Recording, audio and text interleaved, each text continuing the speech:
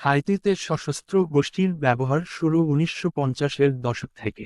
তবে 1959 সালে স্বৈরশাসনের সময় প্রেসিডেন্ট ফ্রাঁসোয়া ডোভালিয়ে টন্টন ম্যাকুট মিলিশিয়া বা জাতীয় নিরাপত্তা স্বেচ্ছাসেবক গঠন করে তাদেরকে রাজনৈতিক বিরোধীদের দমন, জনগণকে ভয়ভীতি প্রদর্শন এবং শাসকের প্রতি আনুগত্য নিশ্চিতে ব্যবহার করত।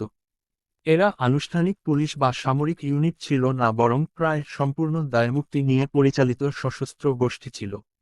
এর মাধ্যমে হাইতিতে সশস্ত্র গোষ্ঠীগুলোর রাজনৈতিক ক্ষমতার হাতিয়ার হিসেবে প্রতিষ্ঠা হয়। 1986 সালে ডোভালিয়ের শাসনের পতনের পরও এসব সশস্ত্র নেটওয়ার্ক পুরোপুরি ভেঙে দেওয়া হয়নি। সাবেক মিলিশিয়া সদস্য, প্রাক্তন সেনা সদস্য এবং বেকার তরুণরা অনেক সময় পুনর্গঠিত হয়ে সহিংস পাড়াভিত্তিক গোষ্ঠী ও অপরাধী চক্রে পরিণত হয়। 1990-এর দশকের অভ্যুত্থান ও রাজনৈতিক অস্থিরতার সময়ে রাজনীতিবিদ ও প্রভাবশালী গোষ্ঠীগুলো প্রায়ই নিজেদের স্বার্থ রক্ষা বা প্রতিদ্বন্দ্বীদের ভয় দেখাতে এসব সশস্ত্র গোষ্ঠী ব্যবহার করত। এই সময় থেকেই গ্যাংগুলোর রাজনৈতিক পৃষ্ঠপোষকতার সঙ্গে ঘনিষ্ঠভাবে যুক্ত হয়ে পড়ে এবং 2000 সালের শুরুতে শহরে গ্যাং বিশেষ করে রাজধানীতে দ্রুত বিস্তার লাভ করে। এরপর শীতের চলে এর মতো দরিদ্র এলাকায় এদের শক্ত অবস্থান তৈরি হয়।